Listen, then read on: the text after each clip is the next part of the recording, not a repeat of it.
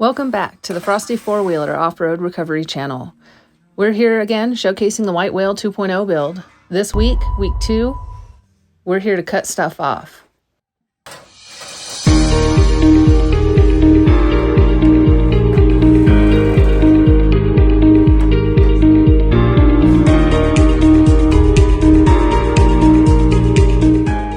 If you were with us last week, you might remember that we put new tires on.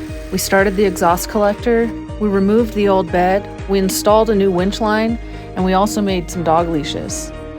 This week, we intend on cutting some stuff off to prep for the new rear frame and bumper.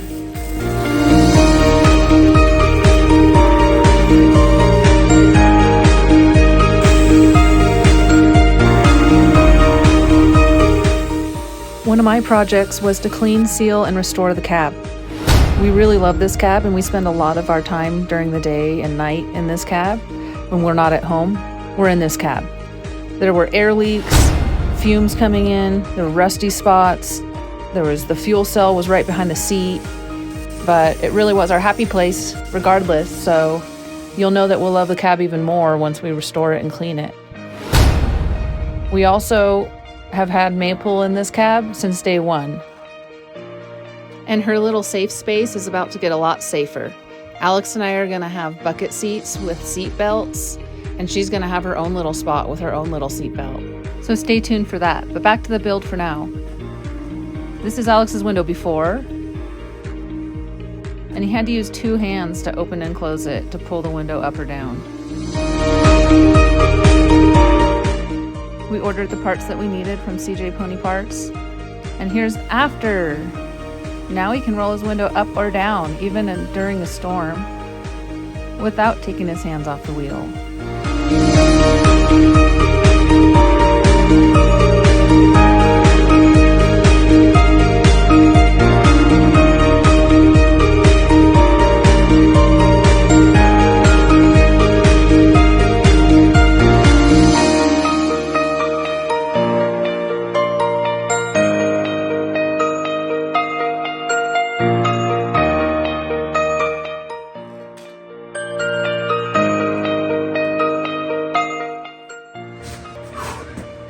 Rear axle's off. Rear's chopped.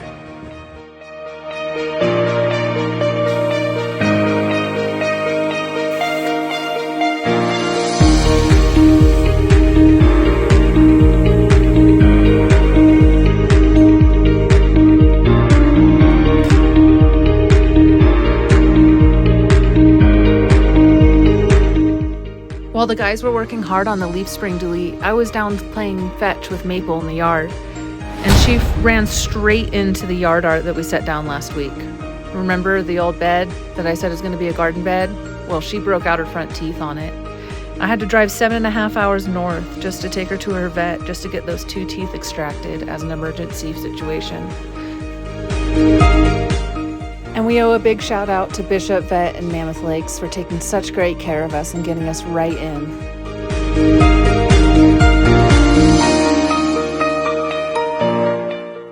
It felt like we were gone for a matter of hours. When we got back, we saw Nick and Alex working on planning out the truss and the exhaust, and Ian was busy working on the computer to draw up our new frame and rear bumper.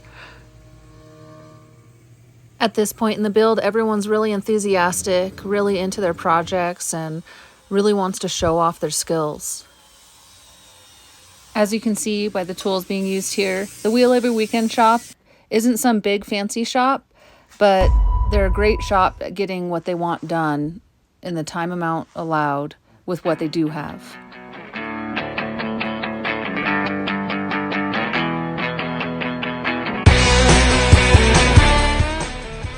Into our stay and our White Whale rebuild, we got a recovery. Hurricane Hillary had created a wet storm and the desert caused flash flooding all over.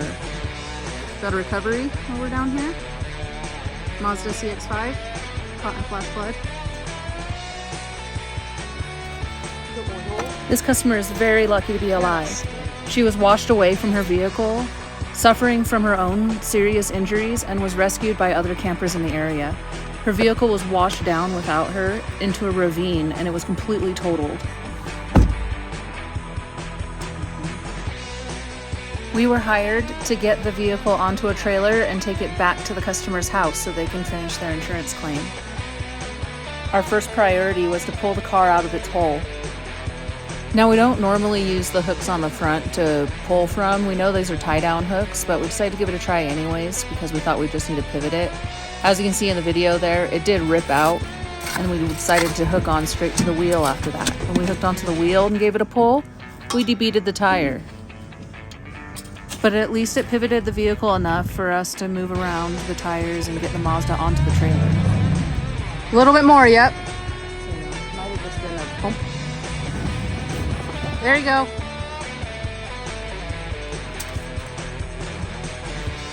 Sweet.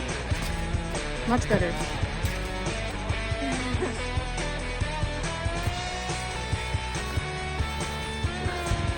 At this time, we didn't have a winch on our trailer, so we needed to pick the front tires up and put them on these skis that we had custom made for us so that we could make a ramp to get the vehicle as low as it is onto our tall trailer.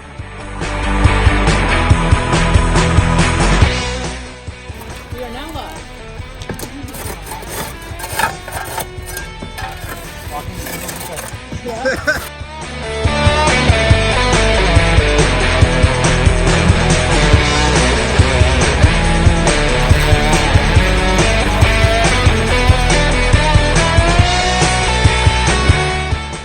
We brought all of our equipment and even our hitch-mounted winch and hooked it up to Wheel Every Weekend's Tundra. And we did a redirected pull with the Mazda to pull it onto the trailer. Using the winch on the Tundra, the Chevy anchoring the trailer, we started to make progress, inch by inch. There it goes. It's breaking free. Oh, there you go. Nice. Yeah! The rear brakes on the Mazda CX-5 were clogged with sand and it seized them. Most of the time we can usually break this free by just driving forward or pulling the vehicle forward, but the driver's side rear tire just did not want to break free. Good? Yep. Give it a small yank first. Okay, it's time to give a shout out to Nick. He sat in the moldy, wet, muddy car just to steer it the best he could and maybe use the brakes every now and then.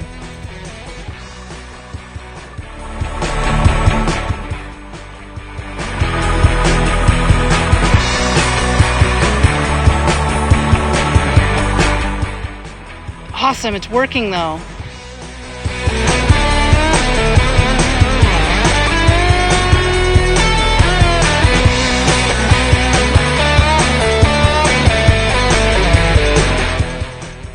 Right about now is when we figured out that the rear was really hung up on the back of the trailer. So we had to jack and jack and jack and pull and pull and pull well into the night to get this up onto the trailer. It's coming up.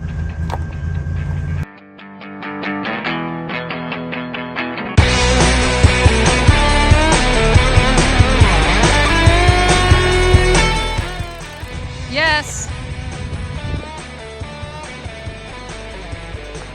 It's on the trailer. Just keep going, maybe? Nope. Stop. Stop. Stop.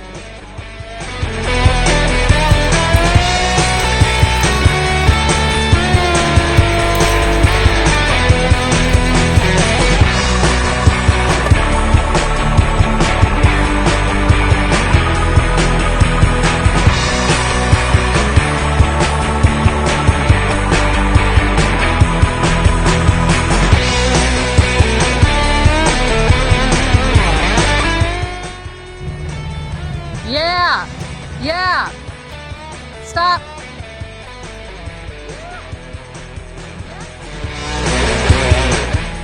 The next morning, all we had left to do was deliver the vehicle back to the owner.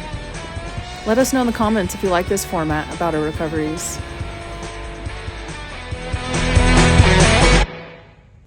Thank you for watching. Be sure to join us next week where we build a new rear frame and more. It'll be sick.